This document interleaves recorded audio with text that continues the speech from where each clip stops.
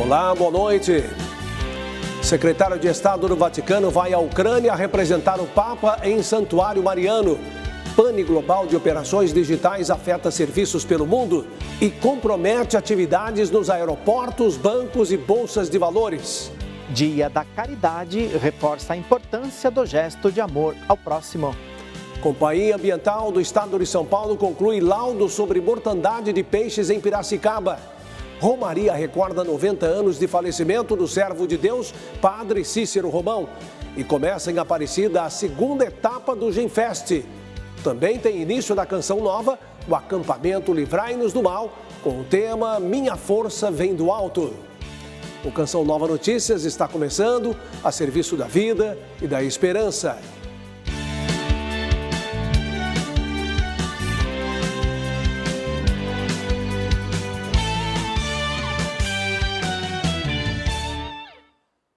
O secretário de Estado do Vaticano, cardeal Pietro Parolin, iniciou hoje uma viagem à Ucrânia, onde ficará até quarta-feira que vem, 24 de julho.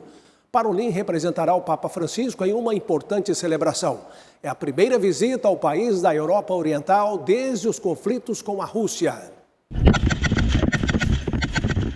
No país que vive a triste realidade da guerra, o cardeal Parolin assume a missão de representar o Papa Francisco nas celebrações de encerramento da peregrinação dos católicos ucranianos de rito latino, neste domingo, no Santuário Mariano de Bertkiv. Na carta enviada ao cardeal, Francisco explica que, a pedido das autoridades religiosas da Ucrânia, ele o enviou como representante da celebração para levar palavras de encorajamento espiritual. Disposto a atender ao pedido, recorremos a ti, nosso venerável irmão, que exerce cargo de secretário de Estado, para ajudar no exercício do ministério petrino.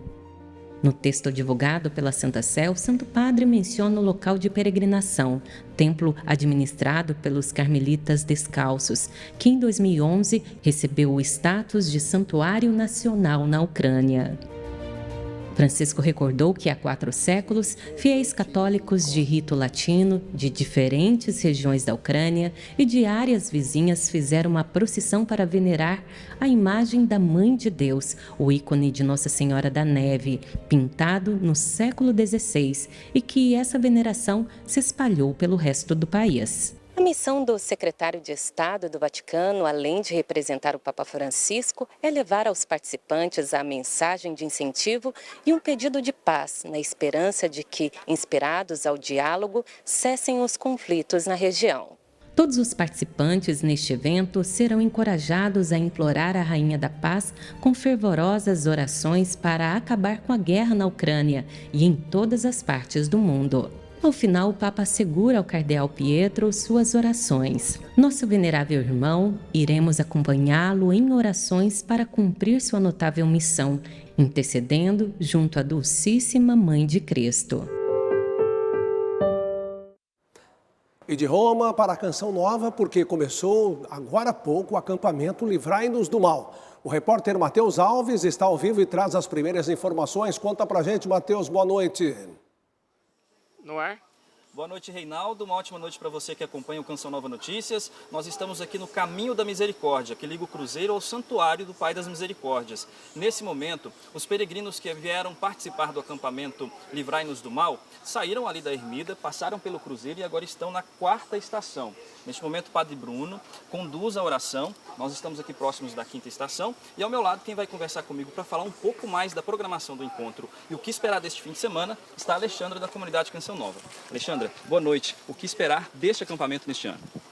Uma coisa maravilhosa, como sempre, que é o que a Canção Nova oferece para você. Encontro com Deus, cura, libertação e o declarar do senhorio de Jesus sobre todas as situações da nossa vida com o nosso tema, a minha força vem do alto. Então, o que nós estamos já contemplando neste momento aqui na Via Sacra é a sede de um povo que saiu de um acampamento com um tema de santidade e quer continuar seu itinerário, seu caminho, declarando que Jesus é o seu Senhor e que a nossa força, mediante a todas as realidades, vem do alto, Mateus. É isso que nós vamos viver neste fim de semana aqui em Cachoeira Paulista.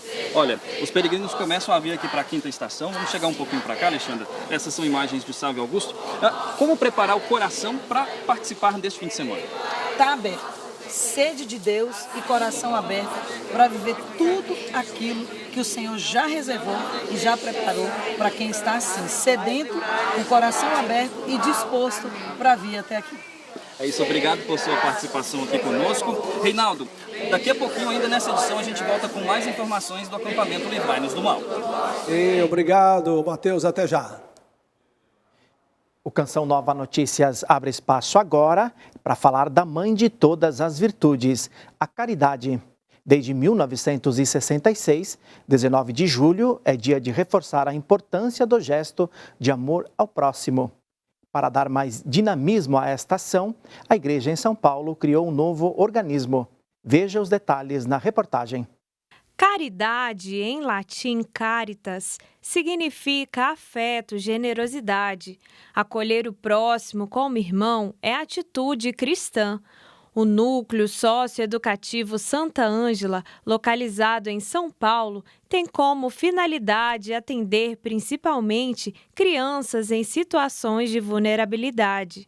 Então a gente desenvolve aqui dança, música, teatro, informática, diversas atividades para essas crianças no contraturno escolar. São mais de 200 crianças e adolescentes acolhidos pela instituição, com atividades educativas, lazer, alimentação e o que não pode faltar são abraços e sorrisos. Temos também atendimento social e assistencial, porque muitas de nossas famílias às vezes não têm alimentação, moram somente com a mãe, outros somente com a avó. Na audiência geral do dia 8 de maio de 2019, o Papa Francisco afirmou que a caridade se faz com doçura e não com acidez. A virtude da caridade é necessária, sem ela nossa fé seria vazia, né? Jesus uniu amor a Deus e amor ao próximo.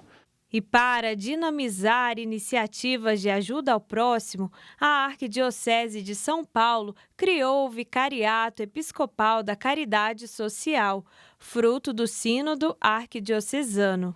E o Vicariato da Caridade Social tem esta finalidade de ajudar a estimular a prática da caridade, não só pessoal, mas também organizada junto com outras pessoas. A CETESB, Companhia Ambiental do Estado de São Paulo, concluiu o laudo sobre a mortandade de peixes em Piracicaba, interior paulista. O laudo técnico da CETESB foi concluído nesta sexta-feira. De acordo com a companhia, a investigação, que teve início ainda em 7 de julho, aponta que o derramamento de resíduos de cana-de-açúcar da usina São José provocou a morte de ao menos 235 mil peixes. De acordo com o relatório, a alta carga orgânica foi levada para o rio Piracicaba, reduzindo o nível de oxigenação da água, chegando a zero e inviabilizando a vida aquática. Essa carga orgânica de alta densidade foi arrastada pelo curso do rio Piracicaba até o rio Tanquã, causando assim novo evento de mortandade no último dia 15. A pena aplicada à empresa tem agravantes, como a omissão sobre o extravasamento de substância poluidora, o alto volume de peixes mortos e atingimento de área de proteção ambiental, somando um montante de 18 milhões de reais de multa. Em nota, a usina São José informa que recebeu o relatório da CETESB e está avaliando o teor da decisão, bem como seus eventuais desdobramentos. A empresa esclarece ainda que adota as melhores práticas do ponto de vista ambiental e não poupa esforços para colaborar plenamente com a CETESB, a Polícia Ambiental e o Ministério Público. Na segunda, a gente volta com mais notícias de São Paulo. No próximo bloco, aprovado o projeto de lei que incentiva atividades espaciais com participação do Brasil. E pane cibernética mundial com apagão em aeroportos, bancos e redes de telecomunicação.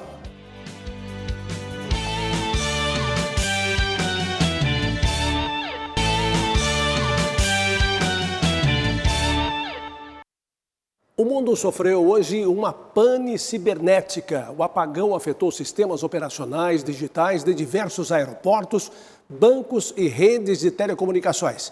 Vamos então a Brasília, porque a repórter Camila Castro traz mais detalhes para a gente. Boa noite, Camila.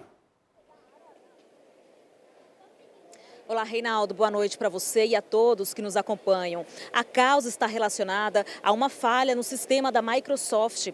A pane atrasou voos e cancelou também, além de tirar canais de notícias do ar. Vamos ver mais detalhes agora na reportagem.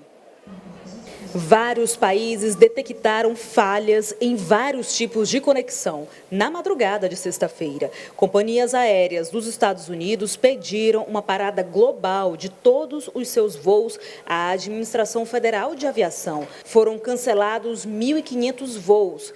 Centrais de emergências americanas também paralisaram suas atividades. Outros problemas de tecnologia foram registrados ao redor do mundo. Serviços bancários e de mídia da Austrália foram afetados. O problema técnico atingiu empresas de mídia, bancos e serviços de saúde em países da Europa e Ásia. O apagão foi causado por uma atualização do sistema da empresa de segurança virtual CrowdStrike, que teria gerado um problema nos servidores da Microsoft. Em nota, a empresa disse que não foi um incidente de segurança ou um ataque cibernético. O problema foi identificado, isolado e uma correção foi aplicada. O episódio está sendo classificado por especialistas como o maior apagão tecnológico da história. Esse software sofreu uma atualização, foi atualizado, mas quando é colocado em produção, não foi devidamente testado. E aí aquelas pessoas que fizeram a atualização desse software nas suas máquinas, essa atualização foi responsável por torná-la aquela máquina inoperante. O Brasil também registrou impactos. Distribuidoras de energia elétrica relataram problemas à Enel. As falhas aconteceram em sistemas de centros de atendimento. Aparelhos do Hospital das Clínicas de São Paulo que usam o Windows foram atingidos. A pane afetou o site do Supremo Tribunal Federal e impactou os sistemas judiciais. Nos aeroportos brasileiros, muitos atrasos. Em Florianópolis, 11 voos atrasaram e clientes precisaram aguardar em filas. Apesar dos contratempos, o ministro de Portos e Aeroportos, Silvio Costa Filho, disse que pousos e decolagens não tiveram interferência no Brasil. Odilon saiu de Brasília para encontrar a namorada em Paris. Ele disse que o voo dela foi prejudicado por causa do apagão. Teve que esperar um tempão lá no aeroporto. O povo não sabia o que fazia, estava lotado. Foi o que ela me falou, né? Alexandre acompanhou as notícias. Preocupado em não perder o voo, chegou mais cedo ao aeroporto.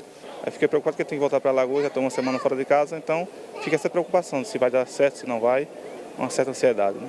Por enquanto está tudo certo com o seu voo? Até aqui sim, estou indo fazer o check-in agora para ver se consigo chegar em casa.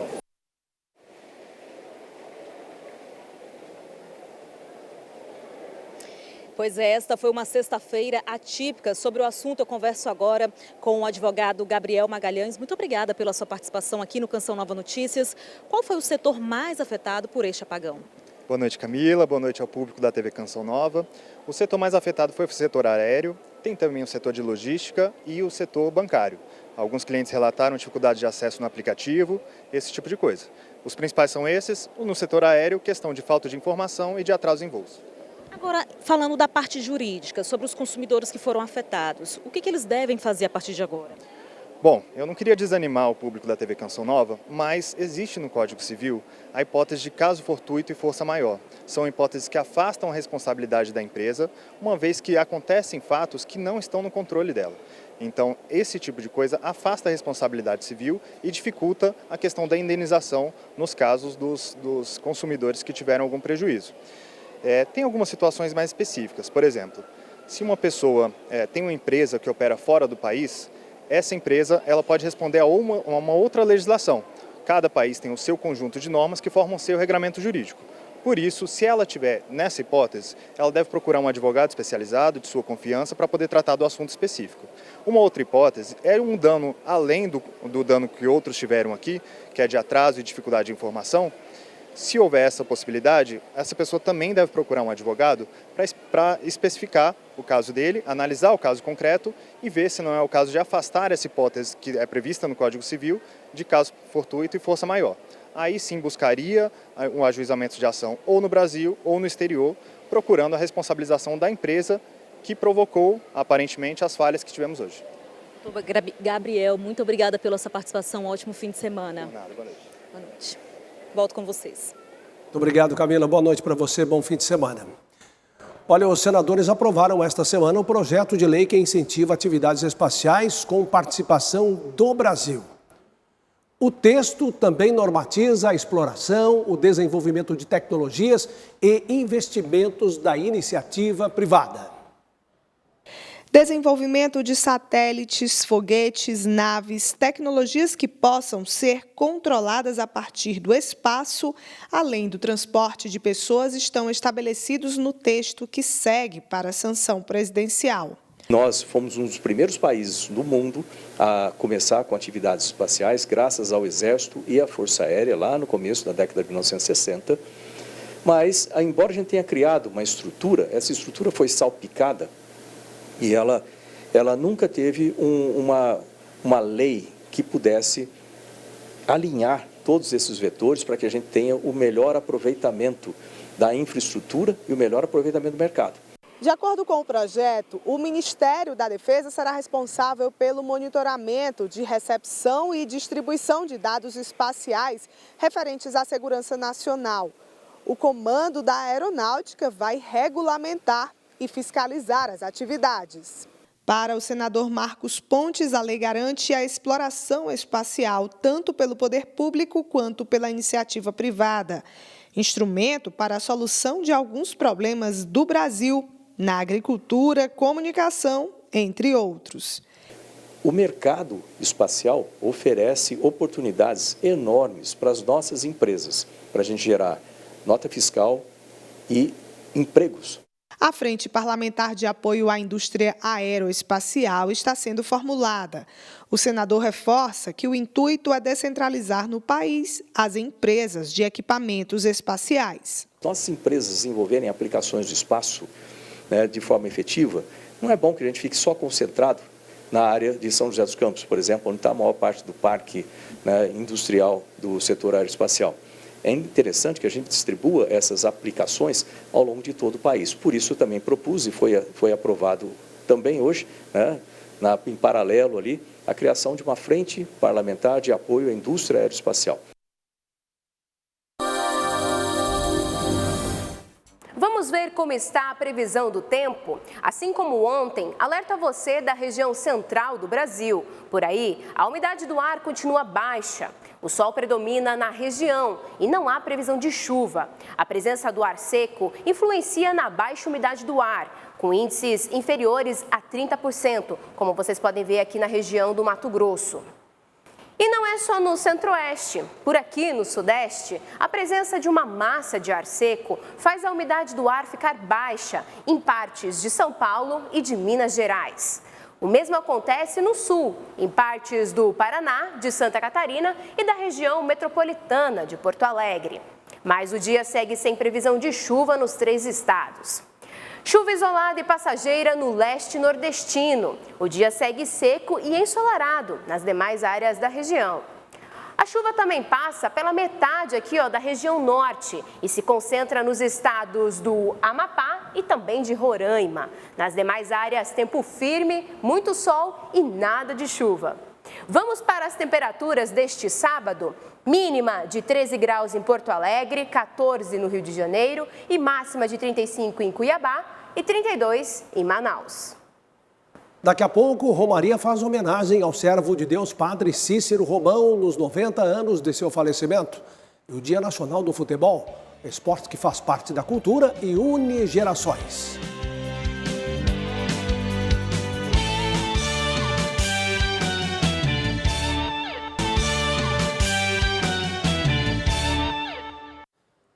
Ceará acontece até amanhã a Romaria, que recorda os 90 anos de falecimento do servo de Deus, Padre Cícero Romão.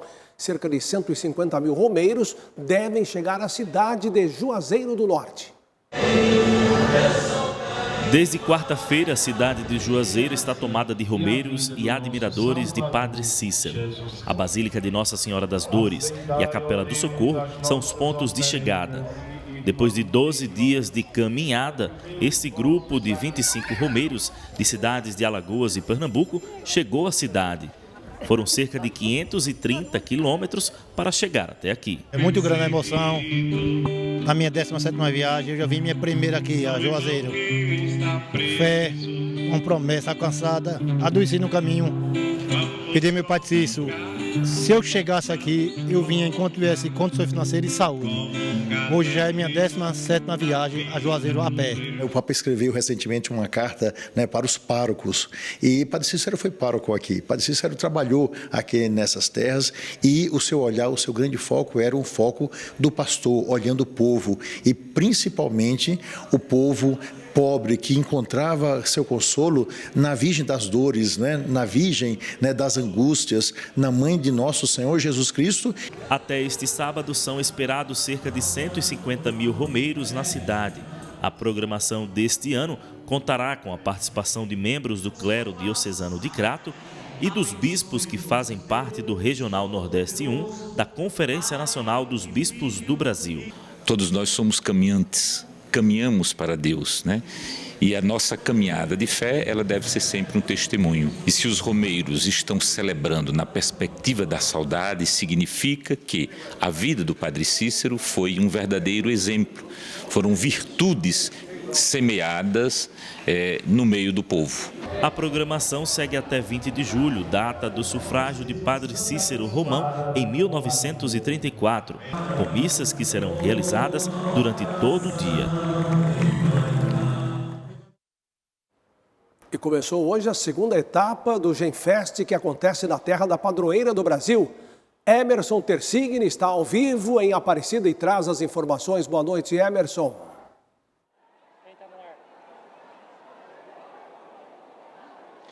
Oi, Reinaldo, boa noite para você, boa noite para todo mundo que acompanha o Canção Nova Notícias nesta noite de sexta-feira. Olha, Reinaldo, nosso Vale do Paraíba tem vivido semanas, dias do mês de julho intensos e festivos com a juventude do Brasil e além Brasil. Semana passada estávamos ao vivo no PHN aí na Canção Nova e hoje estamos aqui em Aparecida, terra da padroeira do Brasil, onde daqui a pouco tem início a segunda fase do Genfest, esse importante evento de autoria do Movimento dos Focolares. E para falar da programação do Genfest que acontece aqui na terra da padroeira do Brasil, eu converso agora com o Luiz Marques, que é o responsável pela comunicação, gestor de comunicação deste evento. Obrigado por aceitar o nosso convite. 8 horas da noite vai começar, o pessoal está mais do que convidado para participar, não é mesmo? Sim, nós começamos essa segunda fase com um show de acolhimento, de acolhida dos jovens do mundo todo. É a Festa Latina. Então, nessa oportunidade, os jovens aqui da América Latina vão apresentar danças, manifestações típicas dos seus países, como uma forma de acolhida, de dar bem-vindos a esses que estão chegando no mundo todo.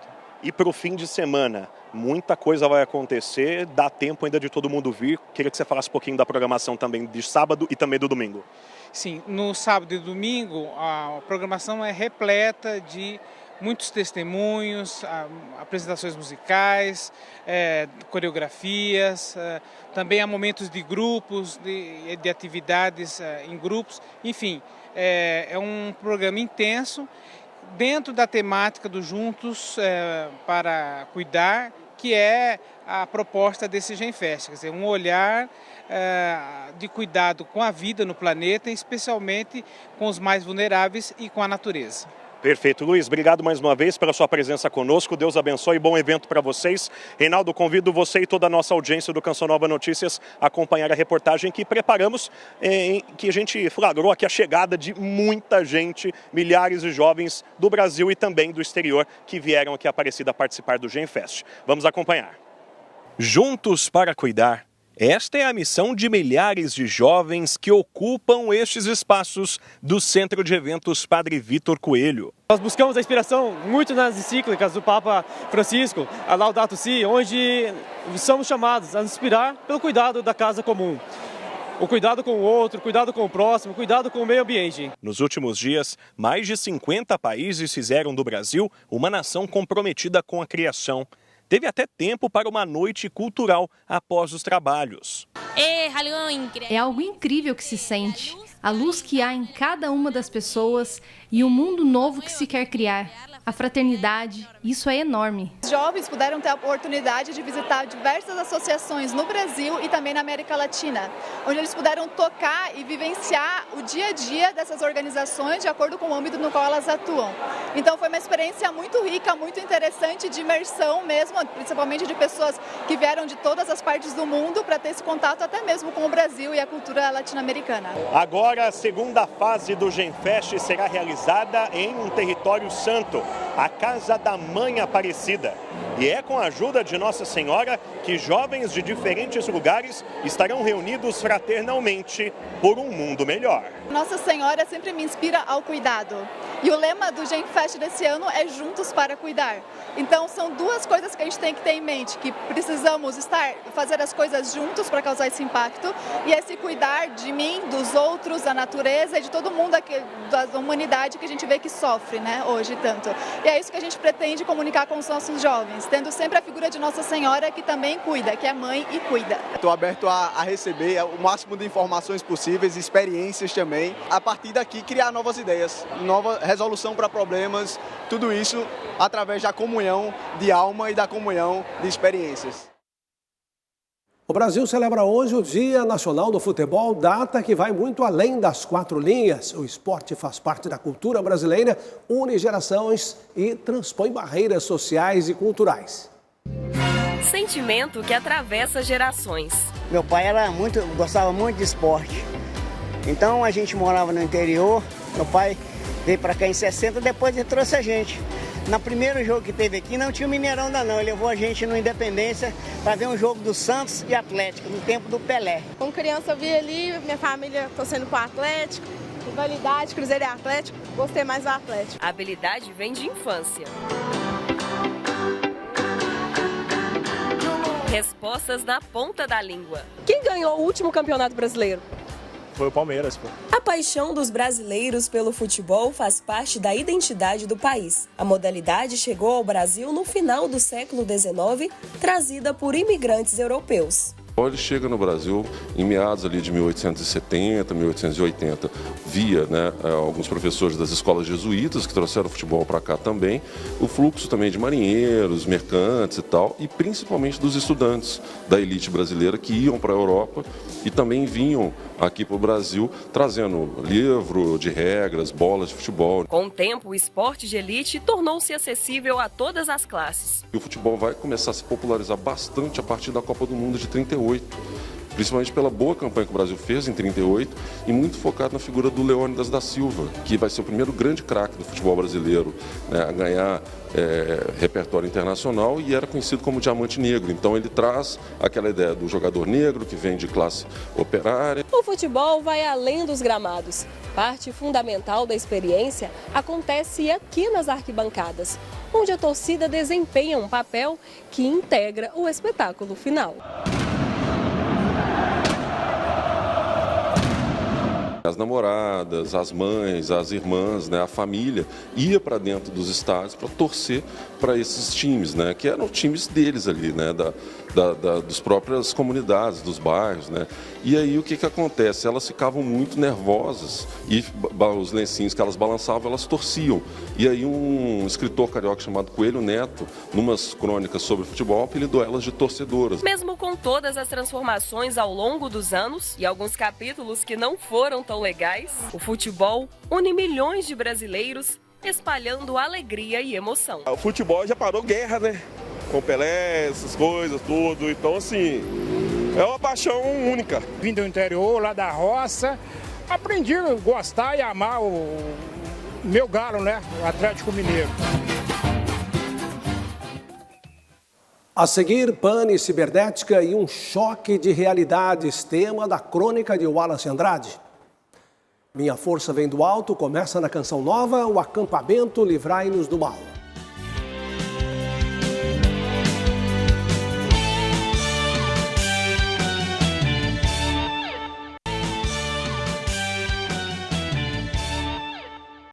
Um apagão cibernético provocou transtornos em várias partes do mundo. Em algumas horas, aeroportos e agências bancárias voltaram à normalidade. Que bom seria se outros problemas fossem solucionados assim de forma tão veloz. Pane, falha no sistema do mundo, parada inesperada, perdas e prejuízos financeiros. Falhas humanas provocam muita pane. Evoluções tecnológicas paralisam afirmações tão lógicas. No saguão dos aeroportos, o semblante de quem não sabe o que atrasou a vida, os negócios e os voos por algumas horas é o mesmo em vários países. Quem provocou mudança tão brusca em rotinas tão conectadas? E na pausa forçada, pensou em outro sistema que não seja o do mundo? Enxergou perdas maiores que as de uma pane cibernética?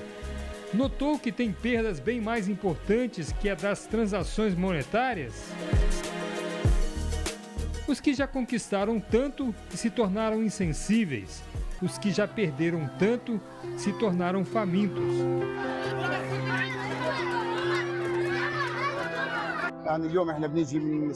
Nós, pais, não comemos. Deixamos nossos filhos comer porque o prato mal dá para eles. A fome que enfrentamos no norte de Gaza está aumentando dia após dia. A conexão de alta velocidade e a vida sem atrasos é sonho dos cibernéticos. A compaixão de forma gradativa e vida sem guerra é o ideal dos esquecidos. Tem festa por causa do índice histórico alcançado pela Bolsa Americana Dow Jones. Tem drama por causa da falta de comida histórica provocada pela guerra do Hamas e de Israel. Apelamos a todas as nações árabes, a todas as Nações Unidas, ao Programa Mundial de Alimentos. Que culpa tem nossas crianças para continuarem com fome? Viver acelerado é para quem afirma que tempo é dinheiro e dinheiro é tudo. Viver desesperado é para quem chora por comida e sabe que fome acaba até com um prato de farelo. Pane humana é a pane de quem sabe as falhas humanas que tem e não quer corrigi-las. Prefere continuar no sistema do mundo e não trocá-lo pelo sistema de quem criou o mundo.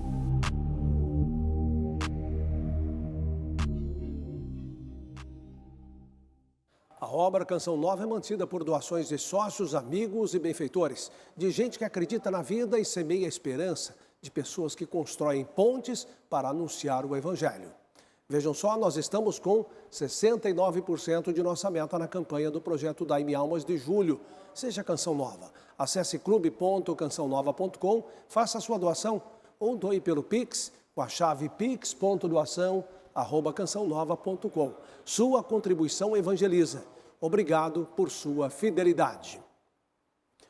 O repórter Matheus Alves está de volta com as informações da programação do fim de semana aqui na sede da comunidade Canção Nova, porque tem acampamento por aqui. Matheus. Reinaldo, agora nós estamos aqui no Mirante do Santuário. Agora, os peregrinos chegam até a 12ª estação. E olha, vou pedir para o Sávio mostrar, olha que imagem bonita. Eu arrisco dizer, nunca tive a graça de estar lá em Fátima, Portugal, mas olha a procissão das velas como está bonita. Este momento que acontece aqui no acampamento Livrai-nos do Mal, que segue até domingo.